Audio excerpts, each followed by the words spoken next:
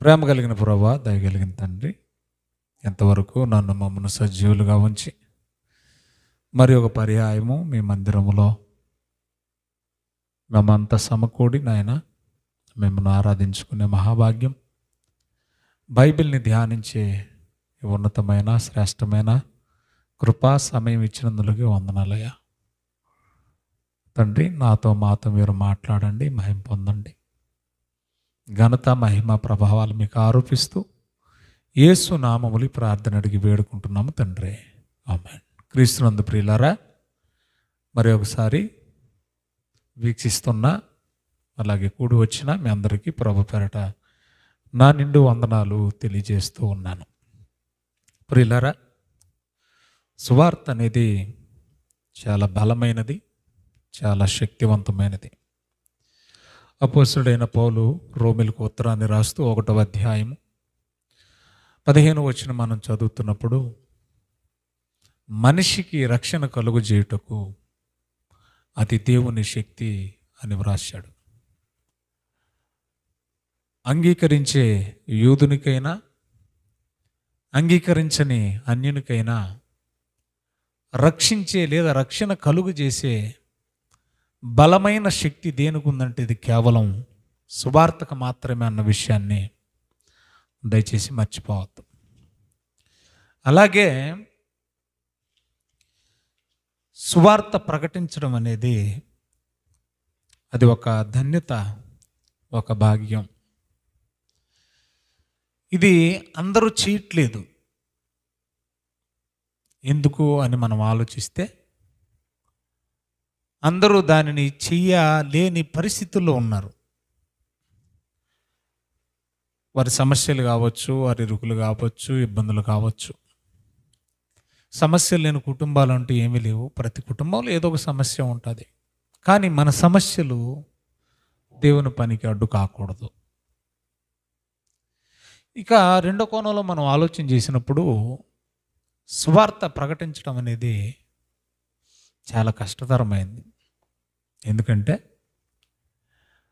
అందరూ ఒక చోట ఉన్నప్పుడు, ఒక ప్రశాంతమైన సైలెంట్గా ఉన్న వాతావరణంలో ఏ డిస్టర్బెన్స్ లేకుండా సంఘముగా సమూహముగా కూడి వాక్యం చెప్పడం అనేది ఒక ఎత్తు అయితే, సమాజంలోకి వెళ్ళి జనాల మధ్య అందరూ తిరుగుతుండగా, వాహనాలు తిరుగుతూ ఉంటాయి, పక్షుల అరుపులు, కుక్కల అరుపులు, మనుషులు మాట్లాడుతూ గలిబిలిగా ఉన్న ప్రాంతంలో, అంటే జనసంచారం చేసే ప్రాంతంలో వాక్యం చెప్పడం అనేది చాలా కష్టతరమైంది. ఎందుకంటే కొంతమందికి వాక్యం చెప్పేటప్పుడు ఏమవుతుందంటే, ఎవరైనా కదిలినా కూడా, ఎవరైనా కదిలాడినా కూడా డిస్టర్బెన్స్గా ఫీల్ అవుతూ ఉంటారు. అలాంటిది సమాజంలోకి మనం వెళ్ళి సువార్త ప్రకటించడం అంటే, కదిలేది ఒక వ్యక్తి కాదు, అనేక మంది కదిలాడుతూ ఉంటారు. అలా కదలాడుతూ ఉన్నప్పుడు ఎంత డిస్టర్బెన్స్గా ఉంటుంది. ఒక్కరు కదిలాడితేనే డిస్టర్బెన్స్గా ఫీల్ అయ్యేటువంటి పరిస్థితుల్లో బయటికి వెళ్ళి అందరి మధ్య సువార్త ప్రకటించడం అనేది ఎంత కష్టతరమైంది ఆలోచించండి. మూడవదిగా, అలాంటి సిచ్యుయేషన్లో అనేకులను దేవుని వైపుకు, వాక్యం వైపుకు, నీవు చెప్పే సువార్తకు వైపుకు ఆకర్షించడం అనేది సవాలుతో కూడిందన్న సంగతి మర్చిపోకూడదు. ప్రియులరా, బైబిల్ను మనం ధ్యానం చేస్తూ ఉన్నప్పుడు ఒక అద్భుతమైన మాట మనం చదువుదాం. చూడండి, యోహాను సువార్త 4వ అధ్యాయము 35వ వచనాన్ని మనం చదువుదాం. యోహాను సువార్త 4వ అధ్యాయము 35వ వచనాన్ని మనం చదువుదాం.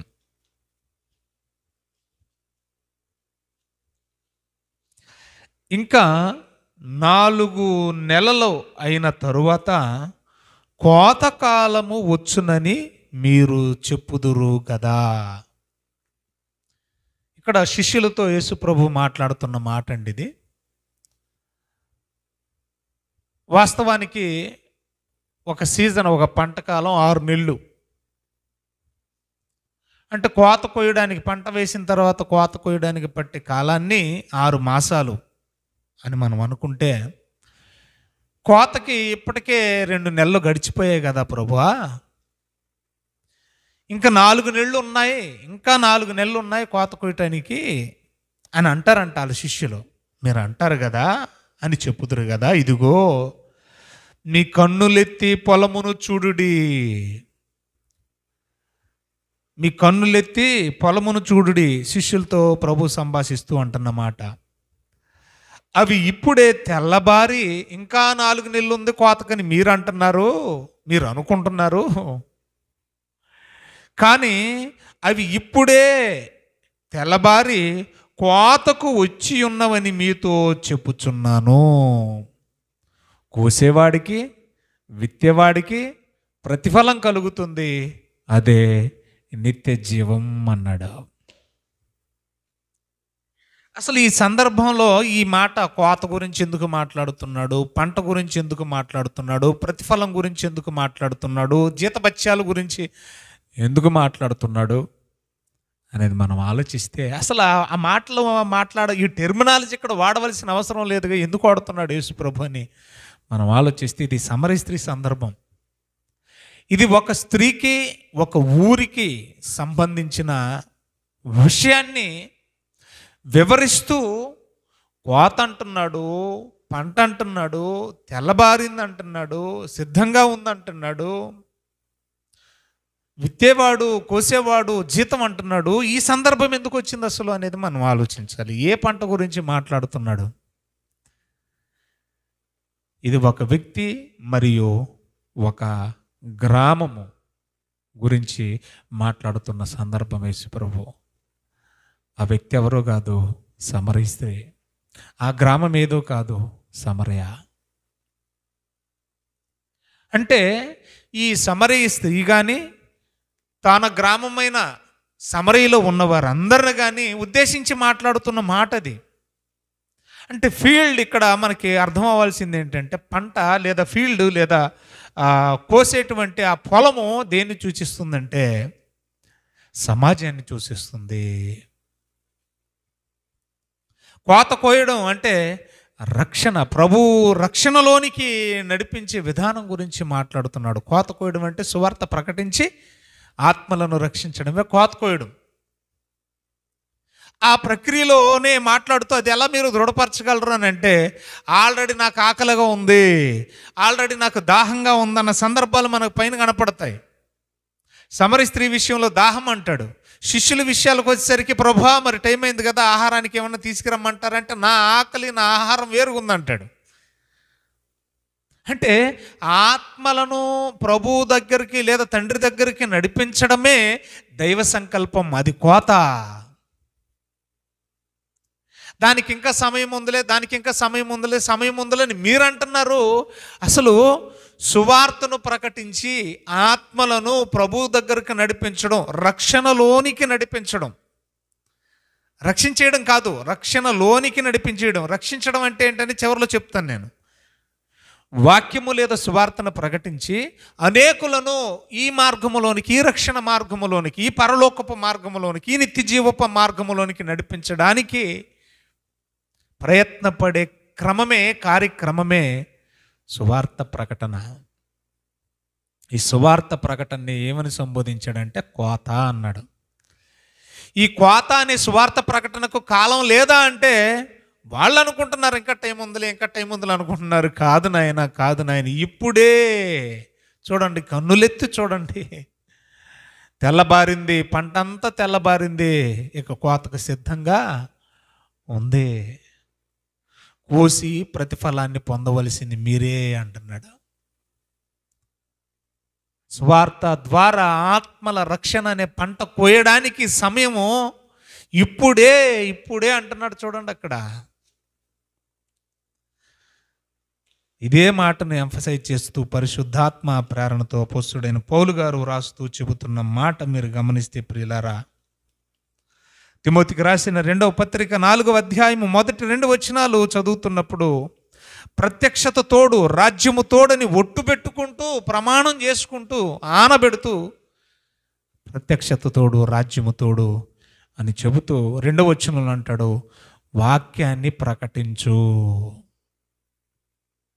సమయమందు అసమయమందు ప్రయాసపడు.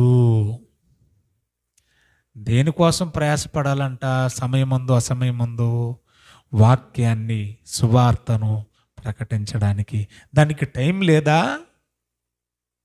వచ్చే వారం చూడొచ్చులే, ఇంకొక రోజు చూడొచ్చులే. కాదా? కాదంట. యేసుప్రభు చెప్పేశాడు అప్పుడే. ఇప్పుడే పంట తెల్లబారింది, కోతకొచ్చేసింది. ఇదే మాట సువార్తలో కూడా చెప్తాడు. కోత విస్తారంగా ఉంది, కోసేవాళ్ళు లేరు, తక్కువగా ఉన్నారు. ఉంటే కోయడానికి భారం కలిగిన వారు లేరు, పనివారు లేరు. ప్రియమైన దేవుని బిడ్డలారా, ఈ మాటలు మనం చదువుతూ ఉన్నప్పుడు మనకు ఒక విషయం అర్థం కావాలి. ఈ పంట కోసేటప్పుడు యాక్సెప్షన్ అండ్ రిజెక్షన్ రెండు కనబడతాయి. పంట కోసేటప్పుడు సువార్త అనేది మనం ప్రకటిస్తున్నప్పుడు అంగీకరించే వాళ్ళు ఉంటారు, అంగీకరించని వారు ఉంటారు.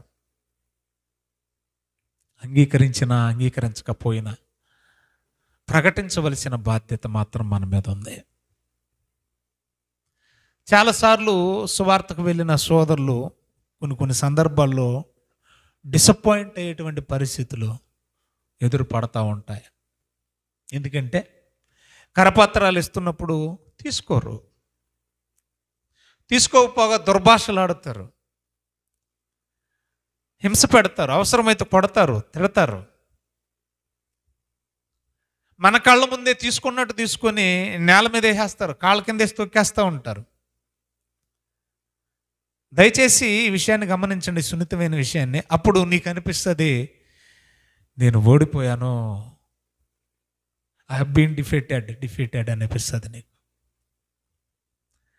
దయచేసి గమనించండి, సువార్త ప్రకటించడానికి వెళ్ళినప్పుడు వాళ్ళు ఒకవేళ అంగీకరించకపోతే నువ్వు ఓడిపోయినట్టు కాదు. నువ్వు ఓడిపోయావని ఎప్పుడు అనుకోవాలో తెలుసా? నువ్వు ప్రకటించే సువార్తకి ఓటమున్నప్పుడు, నువ్వు ప్రకటించే వాక్యానికి, సువార్తకి రక్షించే శక్తి లేనప్పుడు నువ్వు ఓడిపోయావు అనుకోవాలి. కొన్నిసార్లు వాళ్ళకే అనిపిస్తుంది, ఏమన్నా తెలుసా, మన పిల్లలే మన మాట వినట్లేదు, మన పిల్లలే మనకు లోబడ్డం లేదు, విధేయత చూపించడం లేదు. అయ్యో అంత పెద్ద మనిషి, ఏదో ఊరు కాని ఊరతను మనూరు వచ్చేసి ఏదో 4 మాటలు చెప్తుంటే, లేదా 4 మాటలతో కూడిన కరపత్రం ఇస్తుంటే నేను అంగీకరించలేకపోయానే, నేనే విననప్పుడు నా పిల్లలు ఏమంటారని సిగ్గుపడే రోజు ఒకరోజు వస్తుంది. అంగీకరించని వాడు అంగీకరించకపోతే నువ్వు ఓడిపోయానని ఎందుకు అనుకోవాలి? నా మాటలు అక్కడ ఫలించలేదని నువ్వు ఎందుకు అనుకోవాలి? నేను వెళ్ళాను కానీ ఒక్కరిని కూడా రక్షించలేకపోయానని నువ్వెందుకు అనుకోవాలి? ఒక దైవజనులు వాక్యం చెబుతూ ఎప్పుడో 2 సంవత్సరాల క్రితం తెనాలి పరిసర ప్రాంతాలకు వెళ్ళి వాక్యం చెప్పాడట. అది అయిపోయిన 2 సంవత్సరాలకి ఒక సహోదరుడు అదే దైవ సేవకుడికి ఫోన్ చేసి, అయ్యా 2 సంవత్సరాల క్రితం మీరు మా ప్రాంతానికి వచ్చారు, వాక్యం చెప్పారు.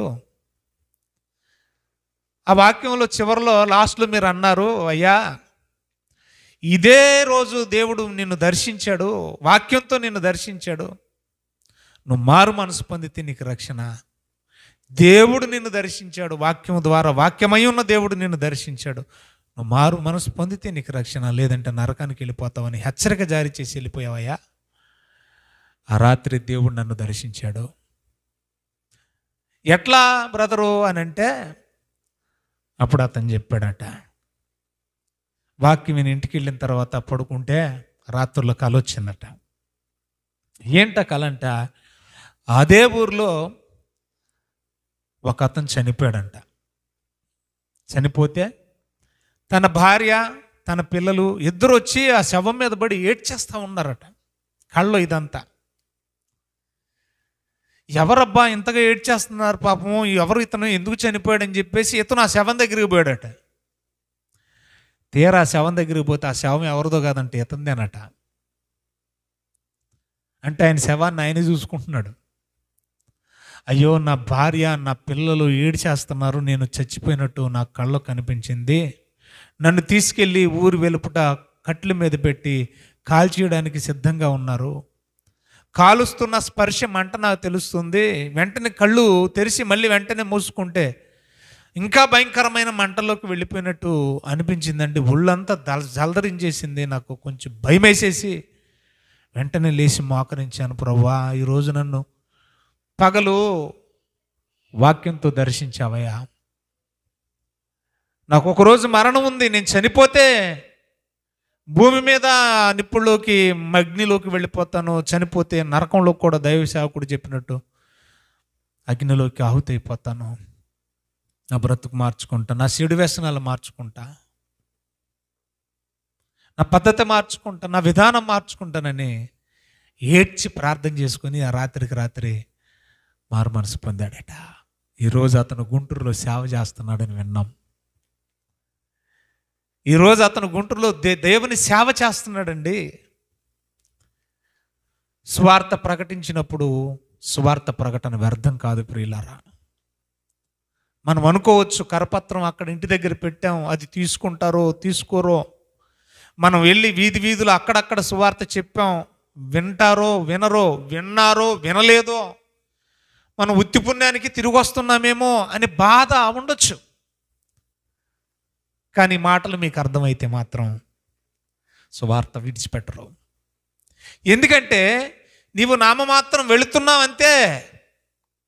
వెళ్ళి నువ్వు అక్కడ వాక్యం ప్రకటిస్తున్నప్పుడు, ఆ వాక్యము దేవుడై ఉన్నప్పుడు దేవుడు ఆ గ్రామాన్ని, ఆ పట్టణాన్ని దర్శిస్తున్నాడని మర్చిపోవద్దు. లోక సువార్త చూడండి ఎంత అద్భుతమైన మాట రాయబడిందో. 19వ అధ్యాయం 43వ వచనం చదవండి. యెరూషలేము పట్టణం గురించి మాట్లాడుతూ యేసుప్రభు అన్న మాట ఏంటో చూడండి దయచేసి. లోక సువార్త 19వ అధ్యాయం 43వ వచనం. లోక సువార్త 19వ అధ్యాయం 43వ వచనం చదవండి దయచేసి. ప్రభువు నిన్ను దర్శించిన కాలము. యెరూషలేము పట్టణం గురించి మాట్లాడుతున్నాడు. 41వ వచనంలో ఆయన పట్టణమును సమీపించినప్పుడు. చూసారా ఎంత చక్కగా ఉందో. అంటే ఒక పట్టణాన్ని దర్శించి ఏమంటున్నాడు చూడండి దయచేసి. ఆ పట్టణంలో సమీపించి ఏమంటున్నాడు చూడండి. ప్రభువు నిన్ను దర్శించిన కాలము. అంటే మనం ఇప్పుడు కరపత్రం పట్టుకొని సువార్త కొరకు ఏ గ్రామం వెళ్ళి ఎక్కడైతే మనం వాక్యం చెబుతున్నామో వింటున్న వ్యక్తిని ప్రభువు దర్శిస్తున్నాడు, వింటున్న గ్రామ ప్రజలను ప్రభువు దర్శిస్తున్నాడని మాత్రం మర్చిపోవద్దు. నీ మాటలు అక్కడ వినేవాళ్ళు ఉండొచ్చు, వినని వాళ్ళు ఉండొచ్చు. విననంత మాత్రాన మన సువార్త ఓడిపోయినట్టు కాదు, మనం సువార్త బాగా చేయనట్టు కాదు. యేసు ప్రభు అంతటి వాడే, అపోస్తులు అంతటి వారే సువార్త ప్రకటిస్తే అందరూ అంగీకరించేయలేదు కదా. అందులో యాక్సెప్ట్ చేసిన వాళ్ళు ఉంటారు, రిజెక్ట్ చేసిన వాళ్ళు కూడా ఉంటారు. అంగీకరించిన వాళ్ళు ఉంటారు, అంగీకరించిన వారు ఉంటారు. కానీ మాత్రం ప్రభువు సువార్త ద్వారా ప్రతి వ్యక్తిని దర్శిస్తూనే ఉంటాడు. ఇక్కడ కూర్చున్న మనలో కూడా ఏదో ఒకరోజు మనల్ని దేవుడు దర్శించాడు, వాక్యం ద్వారానో, గద్దింపు ద్వారానో, మాట ద్వారానో.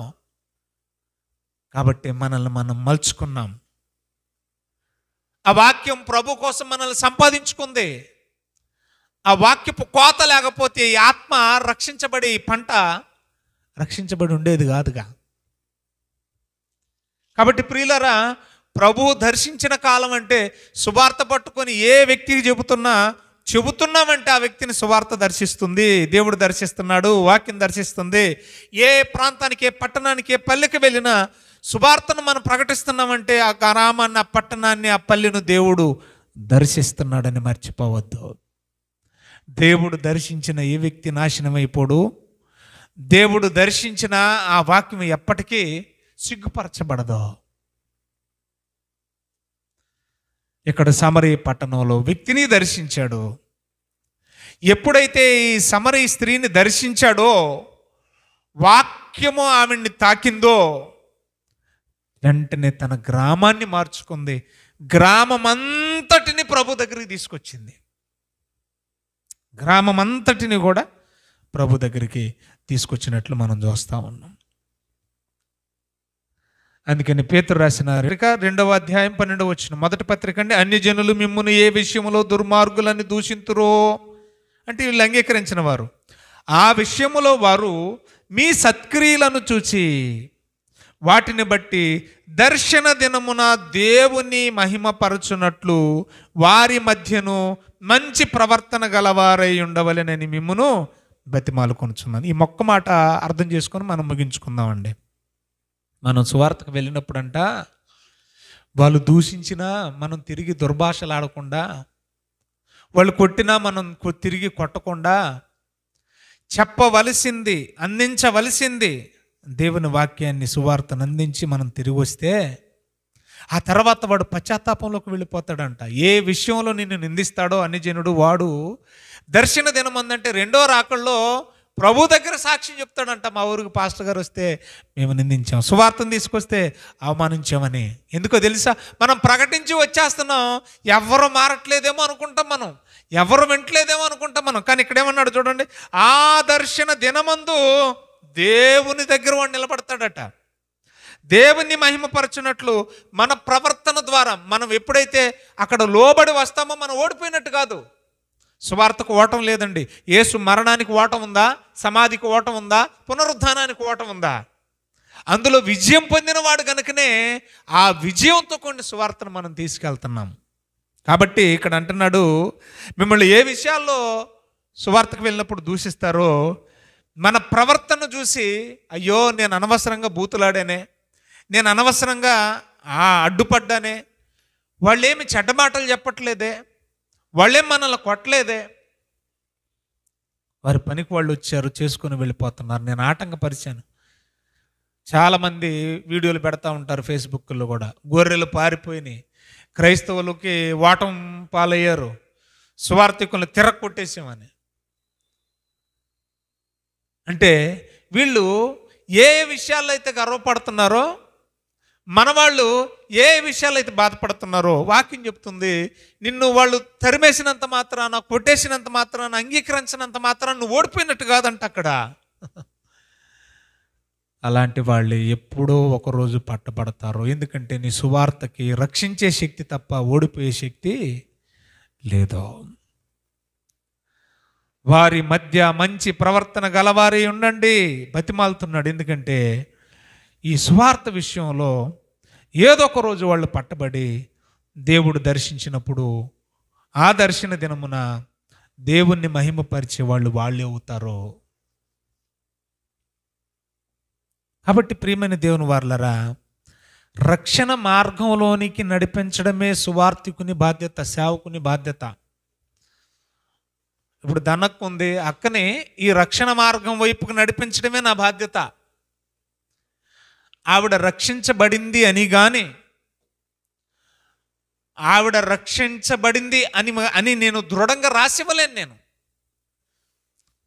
రక్షణలోనికి నడిపించడం, రక్షణ మార్గాన్ని చూపించడమే నా బాధ్యత తప్ప నేను సర్టిఫికేట్ ఇవ్వలేను ఆవిడకి రక్షణ ఉంది, ఆవిడ రక్షించబడింది కన్ఫామ్ అని. ఎందుకో తెలుసా?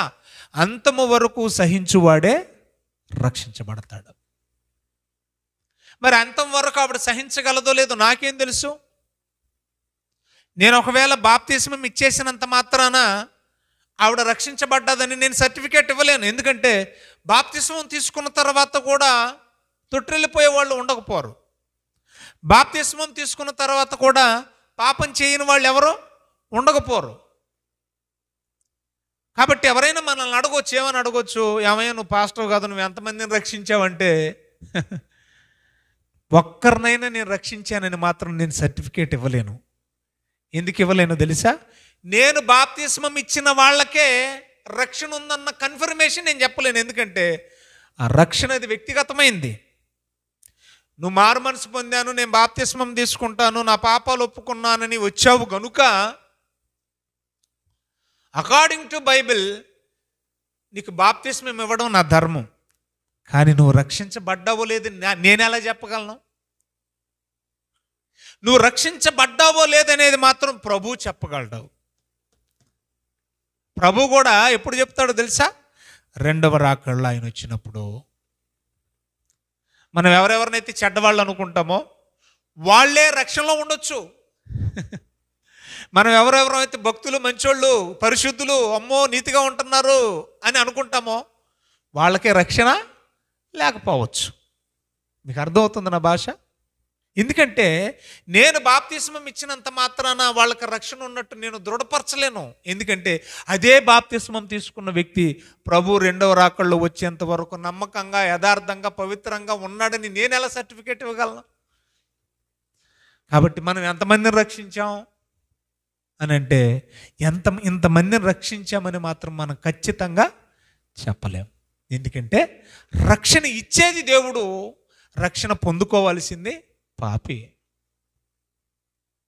కాబట్టి ప్రియులారా, మన పని ఏంటంటే అంగీకరించే వ్యక్తి అంగీకరిస్తాడు, తృణీకరించే వ్యక్తి తృణీకరిస్తాడు. తృణీకరిస్తున్నారని చెప్పేసి నువ్వు మానయొద్దు. ఆ తృణీకారం ఓటమి కాదు, సువార్తకి ఓటమి లేదు. నీ పని ఏంటంటే ప్రభువా నీ కృపచేత బలహీనున్నైన నన్ను నడిపించి సువార్త ప్రకటిస్తున్నావు, ప్రకటించే బాధ్యత నా మీద పెట్టావు, అది నా పని. కానీ ఆత్మని రక్షించాలా వద్దా అనేది నీ పని. ఆ ఆత్మ రక్షించబడాలా లేదనేది వ్యక్తిగతంగా, రక్షణ మేము పొందాలా వద్దనేది వ్యక్తిగతంగా వారి నిర్ణయం. కాబట్టి ప్రియులారు, ఇక్కడ బైబిల్ చెబుతుంది, ఏమని చెబుతుందంటే సువార్తను ప్రకటించాలి మీరు. అలా ప్రకటించినప్పుడు నిన్ను దూషించిన వాడే రేపు పొద్దునే ప్రభు సన్నిధిలో లేదా దేవుని ఎదుట ప్రత్యక్షమైనప్పుడు ఆయనను మహిమపరిచే వ్యక్తిగా, రక్షించబడిన వ్యక్తిగా ఉంటాడేమో. రహస్య క్రైస్తవులు ఎంతమంది లేరు? బాహాటంగా చర్చికి వెళ్ళే క్రైస్తవులు రేపు పొద్దున్నే యేసు ప్రభు ఎదుట రక్షించబడిన గుంపులో లేకపోవచ్చు. కానీ రహస్యంగా క్రైస్తవ జీవితాన్ని గడుపుతున్నటువంటి వాళ్ళు రేపు పొద్దున రక్షించబడిన గుంపులో ఉండొచ్చు. ప్రతిరోజు చర్చికి వెళుతూ ప్రతి ఆదివారం చర్చికి వస్తున్న మనం బాప్తిస్మం తీసుకొని రక్షించబడిన గుంపులో లేకపోవచ్చు. ఎందుకంటే అంతము వరకు సహించేవాడు రక్షించబడతాడు. ఆ సహనము, ఆ ఓర్పు, ఆ తగ్గింపు, ఆ లోబడే మనసు మనకు లేకపోతే ఏమవుతుంది?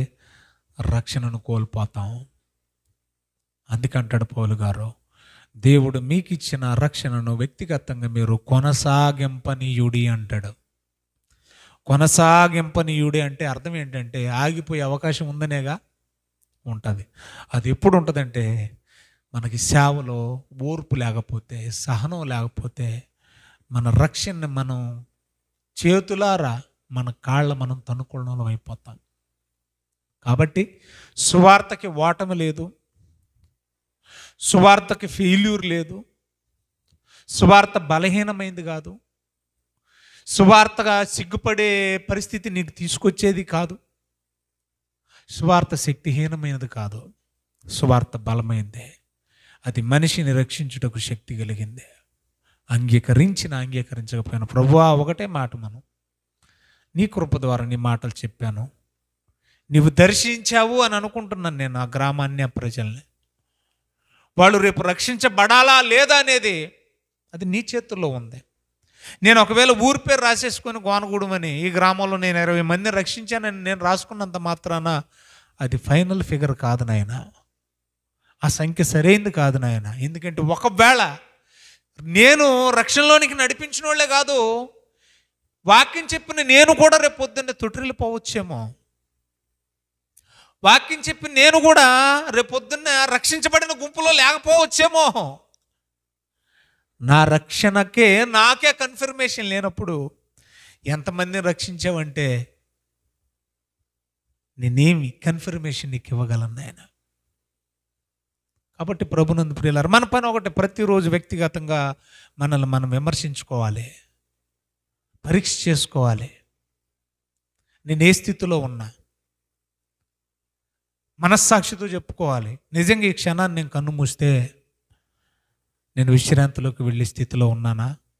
నీకంటూ ఒక నిశ్చయత ఉందా? నాకంటూ ఒక నిశ్చయత ఉందా?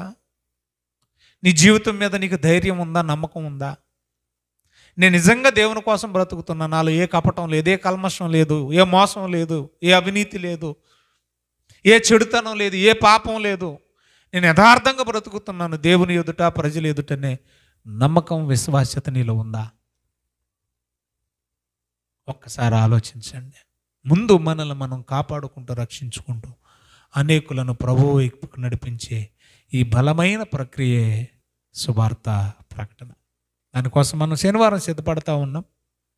తప్పకుండా ప్రార్థించండి, పాల్గొనండి. కళ్ళు మూసుకొని తల్ల వంచండి, ప్రార్థన చేసుకుందాం. పైరును చూచెదమా, పంటను కోయుదమా, పైరును చూచెదమా, పంటను కోయుదమా. ఇది కోతకు సమయం, పనివారి తరుణం, ప్రార్థన చేయుదమా. ఇది కోతకు సమయం, పనివారి తరుణం, ప్రార్థన చేయుదమా. సంగమ మౌనము దాల్చకుమా, కోసేటి పనిలోన పాల్గొందుమా. సంగమ కోసేటి పనిలోన యజమాని నిధులన్నీ నీవే కదా.